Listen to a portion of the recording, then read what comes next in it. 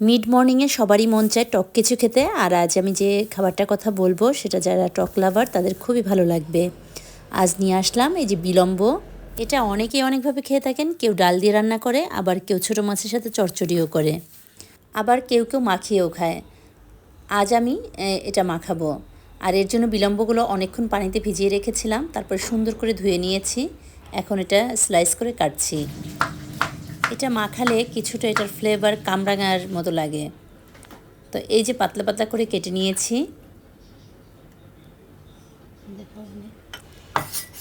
সবগুলো কাটা হয়ে গিয়েছে আমার। এখন কয়েকটা মরিচ কেটে নিব। এটা সাধারণত কাঁচা মরিচ দিয়ে করলেই ভালো লাগে, আবার কারো যদি পছন্দ শুকনো মরিচ হয় তাহলে সে শুকনো মরিচ দিয়েও খেতে পারেন, কিন্তু আমার ভালো লাগে এটা কাঁচা মরিচ দিয়েই। তারপরে এতে নিয়ে নেব স্বাদ মতো লবণ, তারপরে একটু চিনি দেব এবং একটু বিট লবণ দেব। যে প্রথমে আমি দিয়ে দিচ্ছি একটু লবণ, হাফ চামচের মতো দিয়েছি। এটা আসলে পরিমাণটা যার যার ব্যক্তিগত ব্যাপার। প্রথমে আপনারা অল্প করে দিয়ে তারপরে আবার বাড়িয়ে নিতে পারেন। আমি যেটা করেছি, এটা একটু টক বেশি, তাই একটু চিনির পরিমাণটা একটু বেশিই দিচ্ছি। আর যারা চিনি অ্যাভয়েড করতে চান তারা শুধু আর কি লবণ আর বিট লবণ দিয়ে খেতে পারেন। আর আমি এতে দিয়ে দেব এই যে ধনেপাতা দিয়ে, তারপরে আপনার সরিষা বেটে রেখেছিলাম একটু কাঁচামরিচ দিয়ে, ওটা দিয়ে দিলাম। বন্ধ করে এটা কাসুন্দি না দিয়ে এরকম সরিষা বাটাটা দিলেই বেশি ভালো লাগে। আমি দুইভাবেই করে খেয়েছি, আমার কাছে এভাবেই বেশি ভালো লাগে। আর এটা কিন্তু এরকম হাতে ডলে ডলে মাখাতে হবে, তাহলে বেশি ভালো লাগে।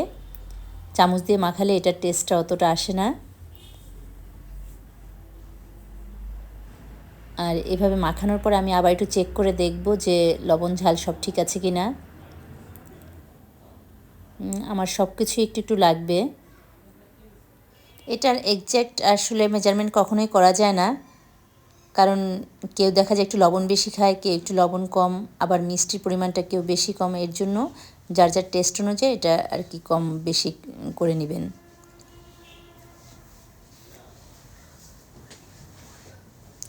আবার একটু সরিষা বাটাও লাগবে। দুপুর 12টার সময় যখন রোদ একদম কড়া থাকে তখন এরকম টক কিছু খেলে খুবই ভালো লাগে। এই তো পারফেক্টভাবে আমার বিলম্ব মাখা হয়ে গেল। তো এতক্ষণ যারা আমার সাথে ছিলেন, আমার ভিডিওটি দেখলেন, সবাইকে অনেক অনেক ধন্যবাদ। আপনারা এভাবে মাখিয়ে খাবেন, ইনশাল্লাহ ভালো লাগবে। তো সবাইকে আল্লাহ হাফেজ।